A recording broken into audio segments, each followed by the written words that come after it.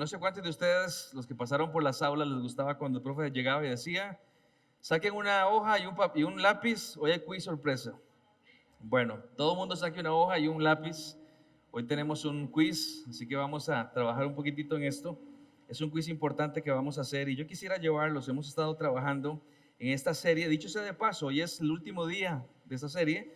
Es una serie cortita de 3 capítulos y estamos hablando de una ciencia teológica que se llama la neumatología, que no es otra cosa más que el estudio del Espíritu Santo. Creemos en un Dios trino, o sea, un Dios que se manifiesta a través del Padre, del Hijo y del Espíritu Santo, a donde el Padre es Dios, el Hijo es Dios y el Espíritu Santo es Dios.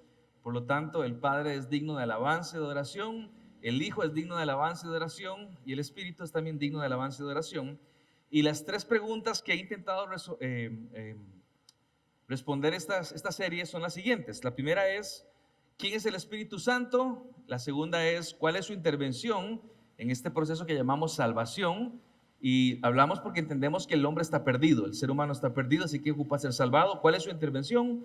Eso ya las vimos. Y hoy cerramos con la tercera, que es, ¿cuál es su manifestación en la vida del creyente? Así que hablamos de este concepto neumatológico. Y la primera semana de que vimos, arrancamos con la pregunta, ¿quién es el Espíritu Santo? ¿Alguien se acuerda cómo respondíamos eso? Sí, sé que ya lo dije, pero vamos a darlo. El Espíritu Santo es Dios. Bueno, es Dios. Ahorita aparecen las pantallas. Es Dios. Así que tenemos que ser conscientes, los que somos cristianos, los que entendemos que su Santo Espíritu habita en nuestras vidas, que es la deidad morando en nosotros. Saben todos que deidad significa la divinidad, Dios mismo morando en nosotros, lo cual es milagroso. Así que hay que ser conscientes al respecto. Y la semana pasada hablamos de la obra de salvación, cómo interviene Él en la obra de salvación. Y dijimos que el Espíritu Santo interviene, el fundamento todo lo pone Cristo. Él es el que viene, Él es el que muere, Él es el que resucita, Él es el que paga por el pecado, pero después entra el Espíritu Santo y hace 3 cosas, no son las únicas que hace, pero en la salvación hace 3 cosas, y es que número 1, regenera, o sea, nos da vida. Cuando estábamos muertos, Él nos dio vida, pasamos de muerte a vida. Y ahora que estamos vivos, Él nos bautiza, que es una forma de decir, Él nos introduce. ¿Nos introduce a qué? ¿Alguien sabe? A la iglesia. Ahora somos parte de un cuerpo llamado la iglesia. Y finalmente nos sella, que usábamos el concepto de la garantía.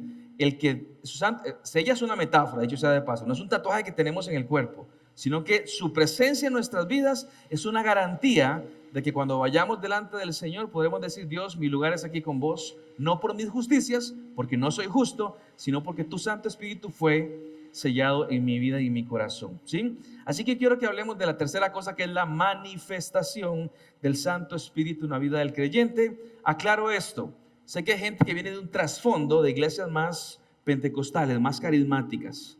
Cuando yo hablo de manifestación del Espíritu Santo, no estoy hablando lo que algunas iglesias hablan, que en ese culto la gente caía y caía polvo de oro del cielo y algunos daban ataques de risa y dice, ahí está el Espíritu. No estoy hablando de eso, no es nuestra línea de pensamiento. Hablo de manifestaciones en nuestro día a día que quiero llevarlos al respecto. Así que, ¿cómo es que debe verse un cristiano que camina de acuerdo al Espíritu Santo? Porque el Espíritu Santo, señores, hace un montón de cosas. ¿Sí sabía eso? Un montón de cosas, se las leo unas cuantas. Adopta, bautiza, da testimonio, llama al ministerio, convence, empodera, llena, garantiza, guarda, consuela, ilumina, vive en los creyentes, intercede, nos guía, produce fruto, proporciona carácter espiritual, regenera, recuerda, convenza de pecado, resucita, revela la verdad, santifica, sella, selecciona a los líderes, envía, fortalece y enseña, como si fuera poco. No podemos, pero ni de cerca, decir que el ministerio del Espíritu Santo es pequeño, porque no es pequeño, es gigantesco. Gigantesco, porque tenemos que estar hablando de este tema. Muchas cosas. Así que quiero empezar este último paso definiendo brevemente qué es lo que conocemos con la expresión ser lleno del Espíritu Santo. Ser lleno. Pausa. Cualquiera que quiera estas imágenes, pídalas, se las pasamos en alta calidad. ¿Qué es ser lleno del Espíritu Santo? Llenura no significa, señores y señoras, que un día estoy vacío de Él, Él no está, y al siguiente estoy lleno de Él, Él está muy presente. Si somos verdaderamente cristianos, Él permanece con nosotros siempre. Eso es lo que decía Juan 14. Él estará con ustedes siempre. Pasa que hay días que le doy, voy a poner esto demasiado tico, le doy más pelota al Espíritu Santo. Le permito que Él haga en mi vida un montón de cosas. Y esa es la llenura del Espíritu Santo. Por lo tanto, ya que hablamos de esta expresión de que mi andar determina qué tan lleno estoy del Espíritu Santo, entendemos que hay dos tipos de personas, al menos de las cristianas, las que tienen al Espíritu Santo y a las que no lo tienen. Se dividen estas dos, en el que lo tiene y el que no lo tiene. Y por lo tanto hay dos tipos de personas también, con dos tipos de conductas. Esa podemos verlas, las conductas podemos verlas. Usted puede que no sepa qué hay en mi corazón, que siento, que pienso, pero usted puede ver lo que yo hago. Esa es la conducta que las demás personas pueden ver. El apóstol Pablo, que es el que habla muchísimo de la neumatología, dice en Romanos capítulo 8 de la siguiente manera, verso 1 y verso 5. Ahora pues, ninguna condenación hay para los que están en Cristo Jesús, los que no andan conforme a la carne, sino conforme al Espíritu. Los que no son de la carne piensan en las cosas de la carne, pero los que son del Espíritu en las cosas del Espíritu. Y Pablo establece primero que si verdaderamente Cristo es el fundamento en tu vida, no hay condenación para vos. Aquí me detendría para que hiciéramos una fiesta, porque yo me conozco, señoras y señores, yo sé quién soy yo, y yo conscientemente entiendo que yo no tengo méritos para estar eternamente con Cristo. Yo lo sé, no sé si usted lo sabe, pero yo sé que por lo menos yo no tengo méritos. Y sin embargo, para mí, por obra y gracia del Señor, no hay condenación en mi vida. Y no se debe a mis acciones, sino se debe a que estoy en Cristo. Ahora, si es que estoy en Cristo, ahora sí, mis acciones van a dar testimonio de eso, van a hablar al respecto. ¿Cómo me doy cuenta quién sí y quién no? Los que andan conforme a la carne, piensan conforme a la carne, esos no tienen al Espíritu Santo. Los que andan conforme al Espíritu y piensan en el Espíritu, esos sí tienen al Espíritu de Dios. ¿Y qué significa esto? Pablo mismo lo va a explicar y nos habla de dos cosas. Por un lado va a hablar del fruto del Espíritu y por el otro lado va a hablar de las obras de la carne.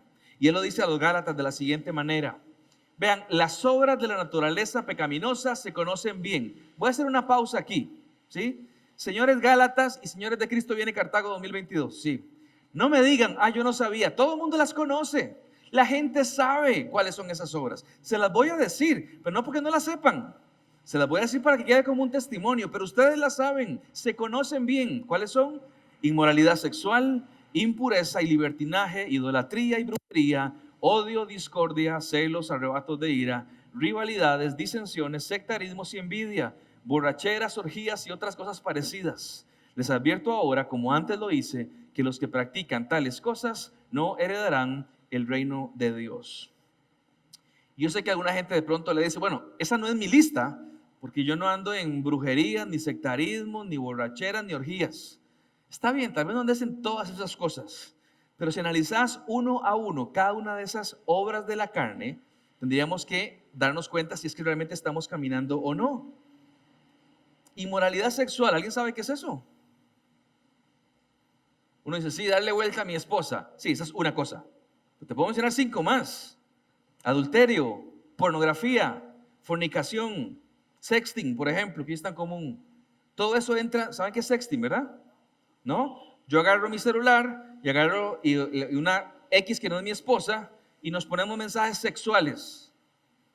No voy a hacer ejemplos, pero mensajes sexuales. Eso es sexting. Y no hay nada físico, pero nos decimos lo que nos haríamos y 1000 cosas. Eso es inmoralidad sexual.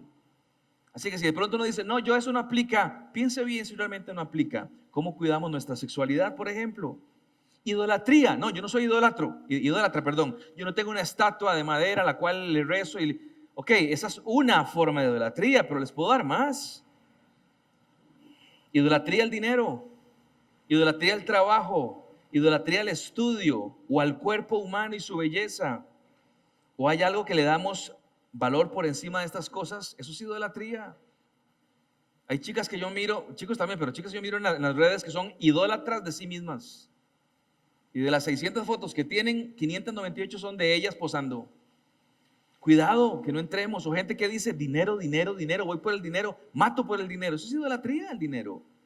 No puedo hacer nada con mi familia por el trabajo. El trabajo es mi mundo. Eso es idolatría, el trabajo. Y Pablo habla de idolatrías. Odio, discordia. A ver si a los casados les suena algo esto. Bueno, odio, no. Bueno, odio tiene que ver con mirar al otro y querer sacarle los ojos. No sé quién puede decir culpable. Solo usted y yo, no puede ser. Los demás que me expliquen cómo hacen. Pero está ahí aplicado. Odio, discordia. Discordia es no poder ponerse de acuerdo en paz. Celos, ira, rivalidades, envidia. No me digan que esto no aplica para nuestras vidas. Porque podríamos estar caminando en las obras de la carne, dejándonos guiar por lo que nuestra carne dice. ¿Y por qué Pablo dice que la gente que vive de esta manera no va al cielo? Porque no tienen al Espíritu de Dios. Si lo tuvieran, lo demostrarían con obras diferentes. Darían el fruto del Espíritu Santo. ¿Qué significa andar en el Espíritu? No es otra cosa más que practicar el fruto del Espíritu Santo. ¿Y cuál es ese fruto? Pablo lo sigue diciendo. 19, 20, 21. Ahora vamos al 22. Vea lo que dice el 22.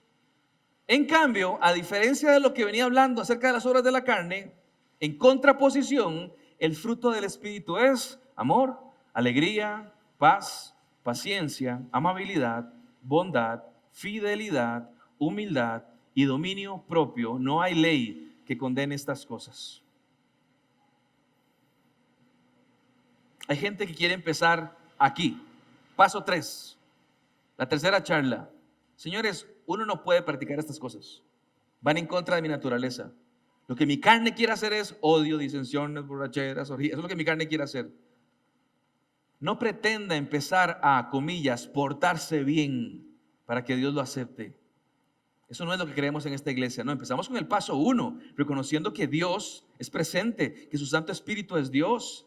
Paso 1 hablaba justamente de ese concepto, que hay un Dios trino, que nos mira y que se preocupa por nosotros, envió a Jesucristo. Y entramos al paso 2, cualquiera que se arrepienta de sus pecados, que ponga su mirada en Cristo Jesús, es salvo. Su Santo Espíritu viene a nuestras vidas, nos regenera, nos bautiza, nos sella. Ahora estoy capacitado por el Espíritu de Dios para hacer lo que Él me pida. ¿Y qué me está pidiendo? Amor, gozo, paz. Ahora puedo.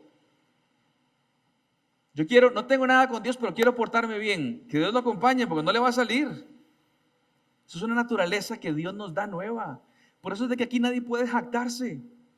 Yo sí soy bueno, yo sí soy fiel. No es por vos, es porque el Santo Espíritu de Dios está en tu vida. De vos lo que sale es cosas horribles. Esa es la capacidad justamente de cualquier creyente para hacer las cosas buenas y vivir de la manera que Dios quiere y es dada por su Santo Espíritu. Se nos llama a practicar el fruto del Espíritu Santo. Lo practica el creyente, pero no viene del creyente, viene de Dios. Y tampoco es, Señor, úsame, y musiquita de fondo, úsame, y humo por favor, y luces bájenlas, úsame para tu gloria. Y si no me usaste es culpa tuya. No, hay una parte que me toca a mí hacer: mortificar mi carne, golpear mi cuerpo, metafóricamente hablando. No, vamos en esta dirección. A morderme la lengua, no respondo igual, por ejemplo. Entonces tenemos que entender la capacidad justamente de hacer lo que Dios quiere que hagamos, lo que verdaderamente honra al Señor. Por eso es mi llamado constante. Sé que lo he hecho muchas veces de aquí. Examínese, por favor. Examínese si está caminando en la fe. Y esto no es una idea mía. Pablo se la había dado a los corintios hace 2000 años cuando les dijo lo siguiente. Corintios capítulo 13, segunda. Examínense para ver si están en la fe. Pruébense a sí mismo. Y ese es el quiz que les dije cuando arrancamos. Examínense, por favor. ¿No se dan cuenta de que Cristo Jesús está en ustedes? ¿Estás consciente de eso? A menos que fracasen en la prueba. Examínense, porque pasa, yo digo, no, yo creí que sí, pero no, entonces no vas a pasar la prueba. Pero si la pasas, date cuenta que Cristo está en tu vida. La deidad morando, su Santo Espíritu morando en nosotros. Vean, si hay algo peor que no seguir a Jesús, es no seguir a Jesús pensando que lo estoy siguiendo. Eso debe ser terrorífico. Jesús lo decía en Mateo. En aquel día muchos dirán, Señor, Señor, en tu nombre hicimos esto y lo otro aquí que allá. Y Él nos va a decir, apártense de mí, hacedores de maldad, yo a ustedes no los conozco. Examínense, iglesia.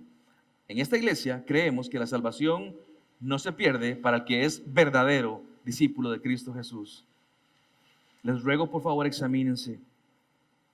Uno de los personajes más radicales en la Biblia, cuando digo radicales es que no tenía pelos en la lengua, le faltaba bastante gracia tal vez, iba todo siempre con los tacos de frente. y es un familiar de Jesucristo, Juan el Bautista. Si usted estudia su historia, se va a dar cuenta cómo era él y cómo de rajatablas él hablaba. Y cuando él hablaba de arrepentimiento, daba palabras muy duras para los que decían que se habían arrepentido. Para el que decía que se había arrepentido venía una frase muy fuerte. Y Mateo lo narra de la siguiente manera, Mateo 3. Y dice así, es Juan el Bautista hablando: produzcan frutos que demuestren arrepentimiento. Ahora recuerden algo, no sé cuál era la entonación que le daba Juan a esto porque no tenemos grabado el audio, nada más tenemos las palabras. Pero entendiendo que no había micrófonos en aquel tiempo y que Juan le hablaba a una multitud, eso sí lo sabemos, esto Juan lo gritó y lo gritó desde el alma: produzcan frutos que demuestren arrepentimiento. No piensen que podrán alegar: tenemos a Abraham por padre. Ya les explico esto. Porque les digo que aún de esas piedras Dios es capaz de darle hijos a Abraham. Te lo voy a explicar. El hacha ya está puesta en la raíz de los árboles, y todo árbol que no produzca buen fruto será cortado y arrojado al fuego. Lo que Juan el Bautista no está diciendo es: hagan un esfuerzo, señores, para ver si lo logran. Esfuércense. Si no, no pasa nada, pero hagan el esfuerzo. No dice eso.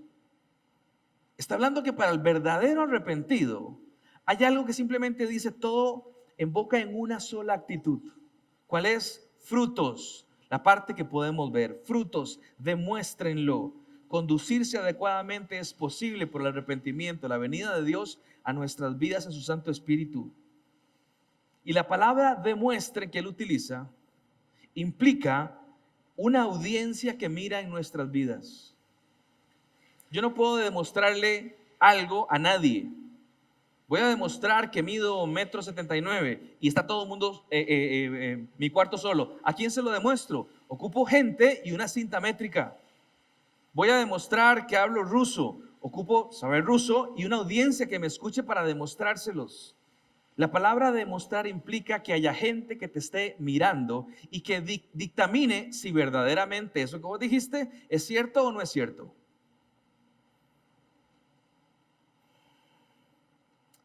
¿O no?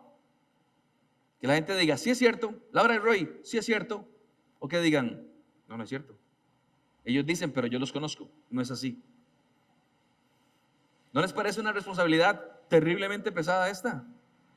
Que con nuestra boca dijimos: seguimos a Jesús, somos creyentes, discípulos de Cristo, que vamos a demostrarlo. Vamos a ver si es cierto o no eso. No hablo de perfección, hablo de caminar en el Espíritu Santo. Por eso decimos una y otra vez que esto no es posible a menos que tengamos al Espíritu de Dios en nuestras vidas. Vean, y Juan sigue diciendo: no piensen que podrán alegar: tenemos a Abraham por padre. ¿Qué significa esto?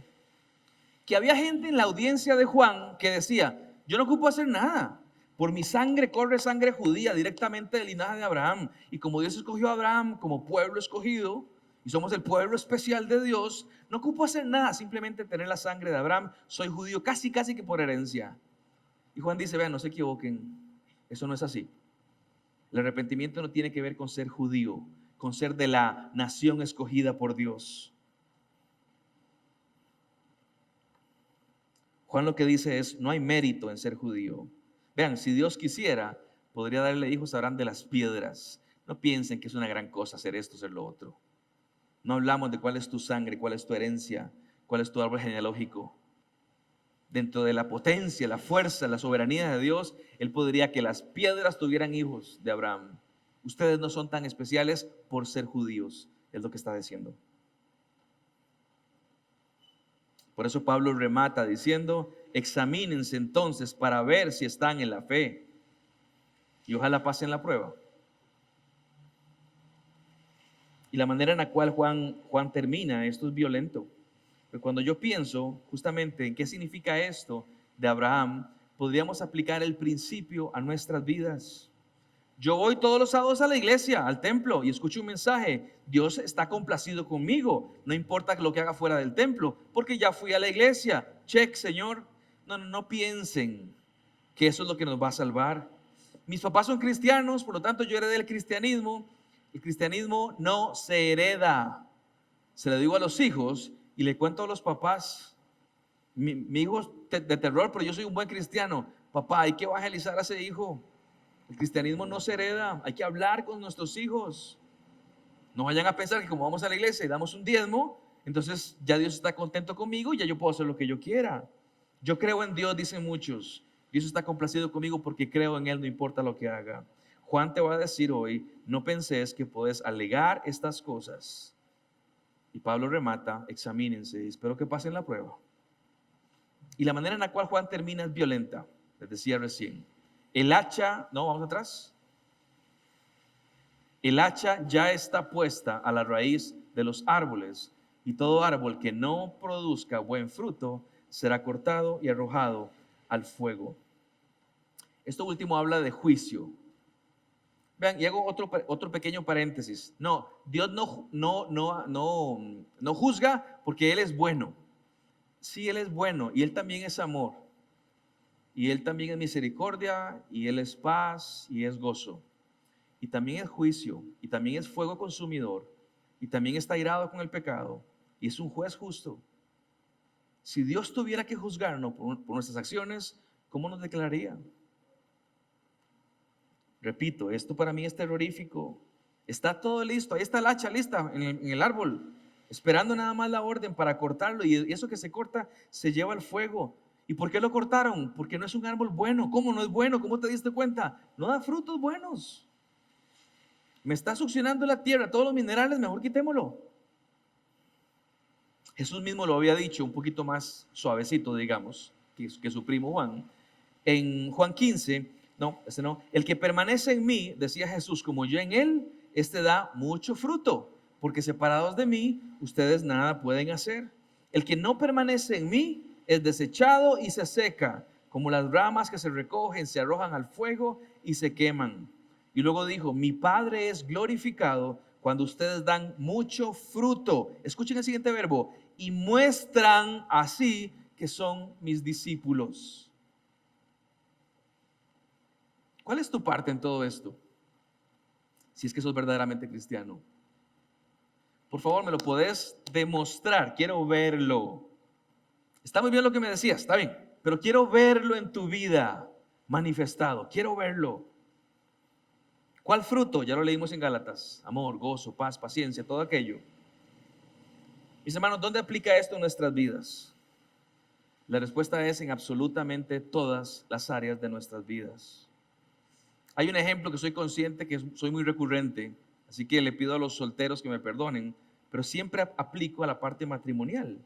Y te hago una frase no para traer conflicto, simplemente para que nos evaluemos. Por ejemplo, ¿es tu matrimonio un matrimonio ejemplar?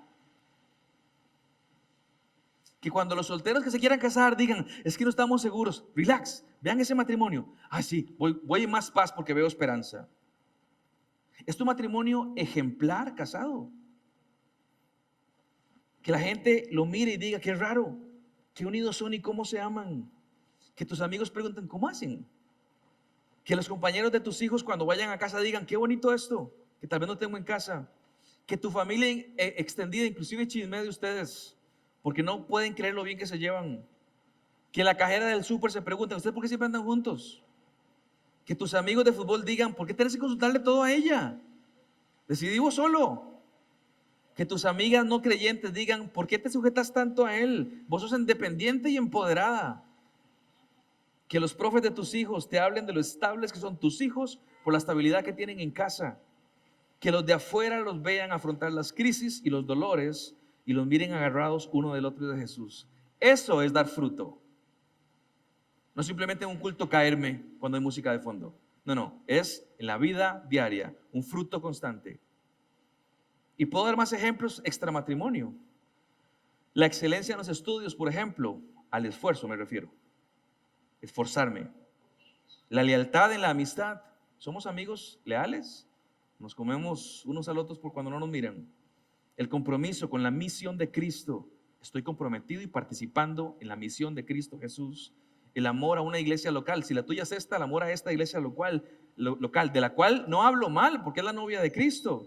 Más bien la ayudo con una buena actitud. Del perdón que practicamos.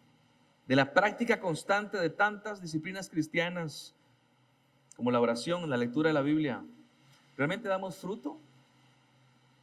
Vean, la gente se va a dar cuenta. Es así. Vas a demostrar algo. Lo que hay en tu corazón lo vas a demostrar. De lo que abunda en tu corazón, tu boca va a hablar. Es así de simple. Y de pronto me entristece pensar cuando usted y yo nos sentimos deficientes y me escudo en la mediocridad de los demás. Sí, me saqué un 60, pero todos nos sacamos 60.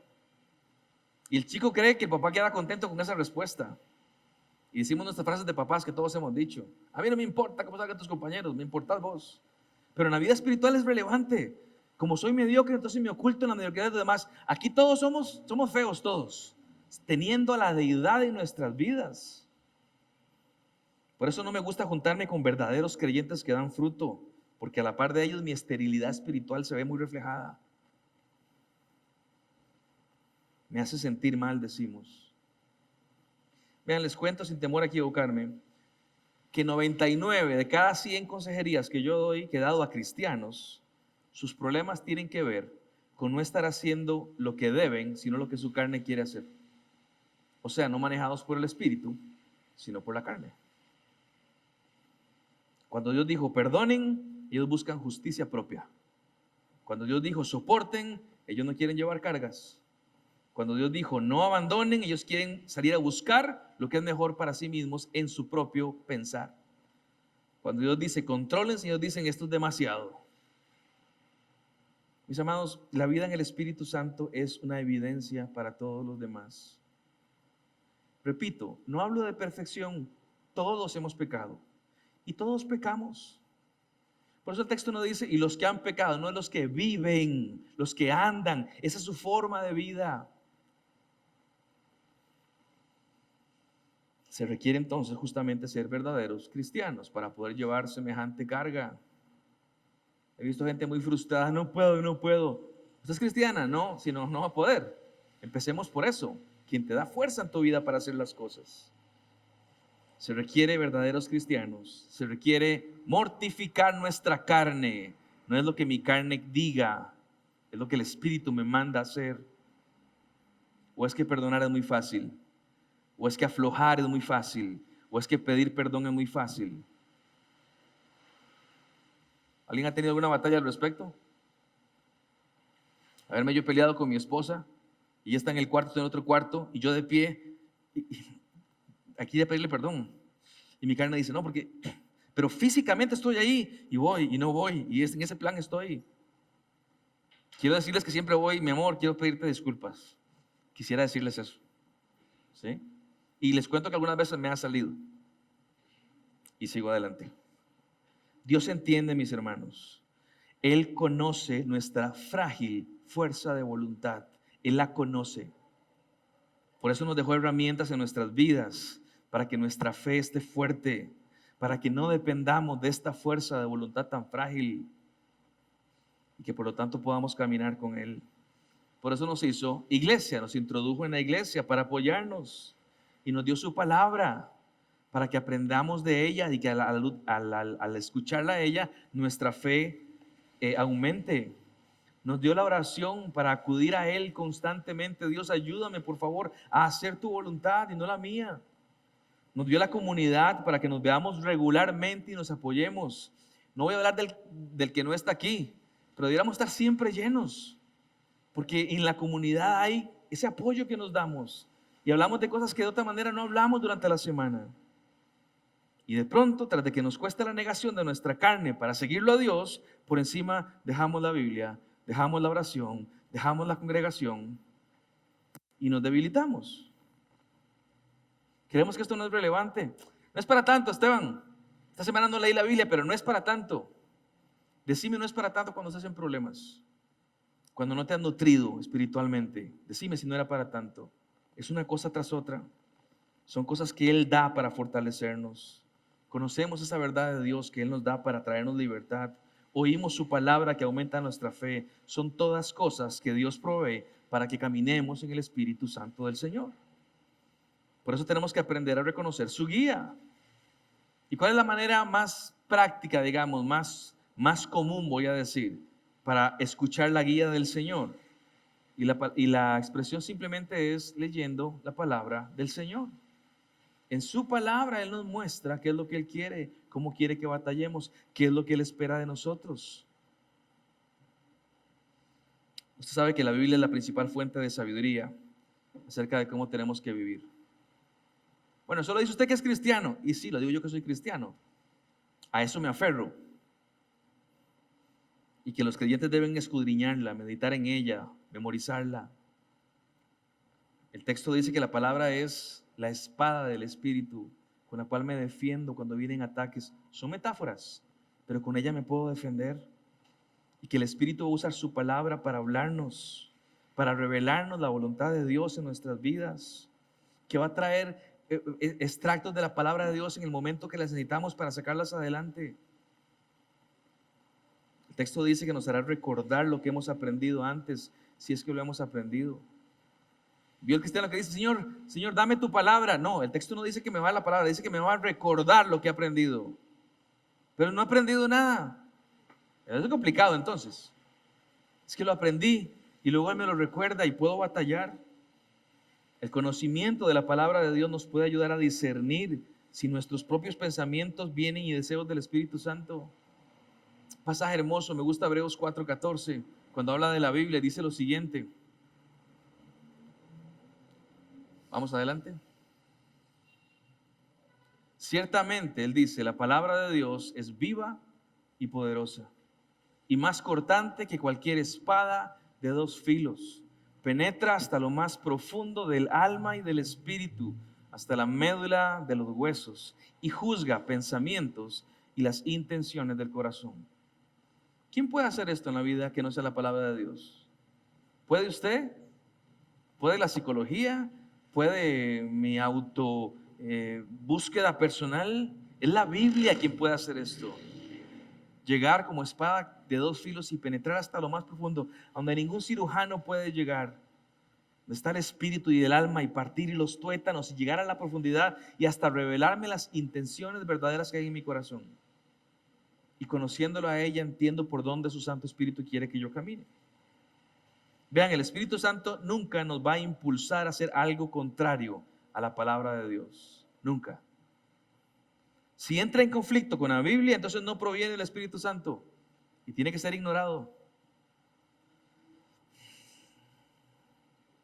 Otra forma de saber si estamos siendo guiados por el Espíritu es buscar señales del fruto del Espíritu en nuestras vidas. No es tan complicado porque la lista ya está.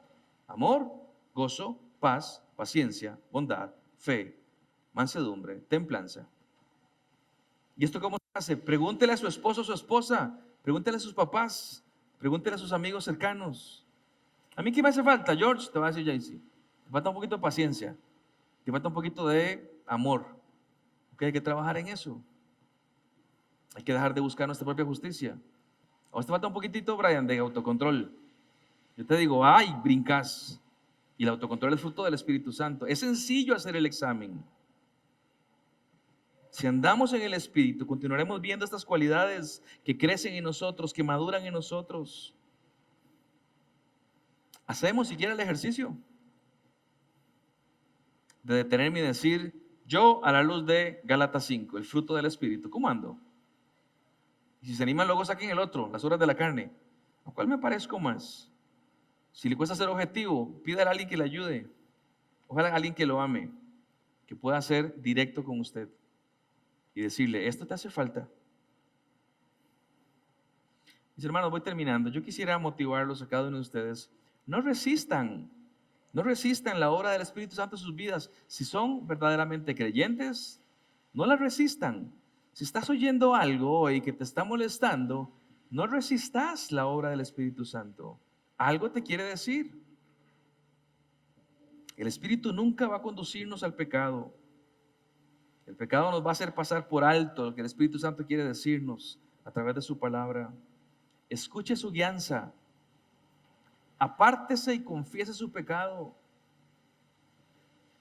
Hay gente acá que tiene claro, yo estoy en pecado. Voy a ponerle mute, voy a silenciar eso un momentito. Mira a la iglesia, a escuchar. Uy, yo sé que ahí está, pero no quiero escucharlo. Destape eso. Confiese el pecado. Apártese del pecado. Usted va a encontrar misericordia del Señor. El que confiesa su pecado, pide perdón, alcanza misericordia.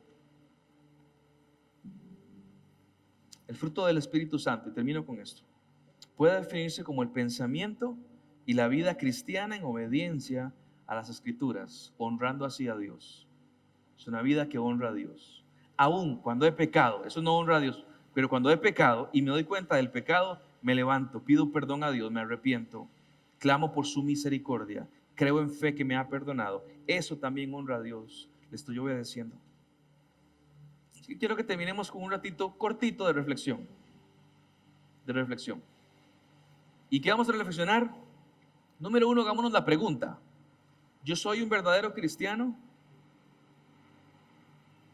Cristiano no es el que va a un templo, es el que se parece a Cristo, el que tiene a Cristo en su vida. Ahí tenemos que hacer preguntas como la conciencia que tenemos o no del pecado. ¿Estás consciente de tu pecado? Sé que no viniste para que te insultara y no quiero hacerlo, pero vos sos un pecador. Vos sos un pecador, igual que yo. Somos pecadores. ¿Estamos conscientes de eso? Y que el pecado nos separa de Dios, porque Él es perfecto y santo y me separa de Dios. Y que el único camino para acceder al Padre es a través de Cristo Jesús. Y le pido perdón a Jesús por mis pecados, al Padre por mis pecados. Y me aparto de esos pecados y clavo mi confianza en la persona de Cristo. Y luego creo en fe que su Santo Espíritu viene a mi vida y que morará aquí por siempre. Examinémonos, por favor. Y después de examinarnos, yo les diría que supliquemos la misericordia de Dios a través de su Santo Espíritu. Hay cosas que Dios le toca hacer, se los adelanto, Él las va a hacer. Hay cosas que te tocan hacer a vos y les adelanto, Dios no las va a hacer por vos. Te tocan a vos hacerlas. ¿Por qué no hablamos a Dios de estas cosas que deberíamos de estar haciendo y que no estamos dando la talla? Piense cuáles son. Crea en la labor del Espíritu Santo que da capacidad para hacerlas. Pídale perdón a Dios y comprométase con ellas.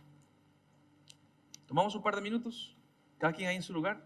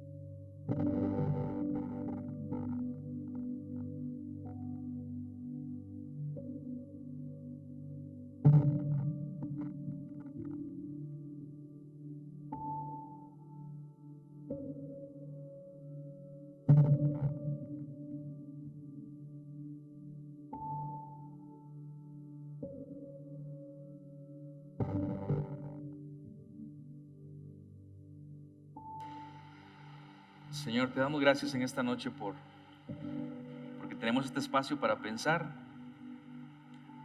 Yo te quiero agradecer que hace 2000 años en tus planes enviaste a Jesús. Señor, es mi oración recordarme y reconocer que soy un pecador, que no puedo justificarme por el pecado de los demás, que yo soy un pecador y por mi pecador merezco la muerte. Y te doy gracias de que tú un día me rescataste, Jesús, que me miraste con misericordia. Te doy gracias, Padre, que en tus planes me escogiste. También pido por la oración de mis hermanos en cuanto a la salvación. Y Señor, si lo nuestro es genuino, si lo nuestro es verdadero, entonces damos frutos de eso. Y así demostramos que somos tus discípulos.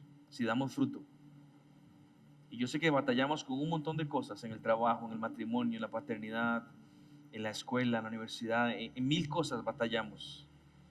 Pero tenemos que creer en fe que tú nos diste la capacidad para hacer lo que pediste que hiciéramos. Es que pudiéramos producir amor y gozo y paz, paciencia, benignidad, bondad, fe, mansedumbre, templanza. Ayúdanos, por favor, primero a que llevemos vidas que te honren a ti. En segundo, vidas, Señor, que demuestren que nuestro Dios es un Dios bueno, que nos da capacidades para hacerlo. Y que inclusive a pesar de que el Evangelio se predica con las palabras de la cruz, pero que nuestro testimonio acompañe, Señor, esas palabras. Ayúdanos, por favor, a ser dignos testigos tuyos en la tierra, porque estamos llenos de tu Santo Espíritu. Actuamos no según nuestra carne, sino según tu Santo Espíritu. Y cuando no haya ganas de hacer lo que tenemos que hacer, Señor, redoblamos esfuerzo y pedimos misericordia, y aún así hacemos lo que debemos hacer. Ayúdanos, por favor, a ser testigos tuyos, a que las personas puedan mirarte a ti cuando nos miren a nosotros. Ayúdanos a no caer en hipocresías ni en creernos superiores, pero sí saber que hay un Dios que nos puede transformar. Llévanos con tu paz, por favor, y con tu bendición. Gracias, Espíritu de Dios, por hacer tantas cosas en nuestras vidas y por tanta capacidad que nos das para honrarte a ti. Oramos en esta noche y lo pedimos todo en tu nombre, Cristo, y decimos amén y amén. Mis hermanos, un gusto hablar con ustedes. Cerramos oficialmente esta serie y espero la próxima semana verlos. Guardarropa está abierto. Que tengan todos un muy lindo sábado y buen domingo. Bendiciones.